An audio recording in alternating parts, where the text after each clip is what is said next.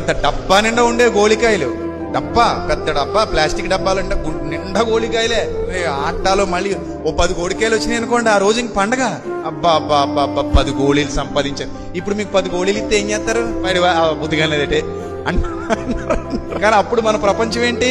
గోళీలే మన ఆస్తి. మళ్ళీ రావండి ఆ రోజులు. ఈయన 90s కిడ్స్గా ఇవన్నీ చూసాం మనం. ఇంక ఇప్పుడు పిల్లలంతా కళ్ళజోడు పిల్లలు వెళ్ళవు. కళ్ళజోడు పిల్లలంటే ఇంకా కళ్ళజోడు సర్దుకోవటం, ఆయన నొక్కుకోవటం, ఆ ట్యాబ్లో ఆడుకోవడం తప్పితే మన రోజులు ఇంక వీళ్ళకి రావండి. వీళ్ళ తరం కాదు. అంతా మంద వేరే ప్రపంచం.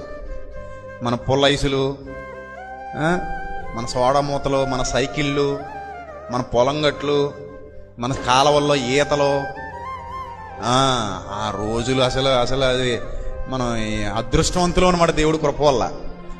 ఇప్పుడు పుట్టలేదు, అప్పుడు పుట్టేసి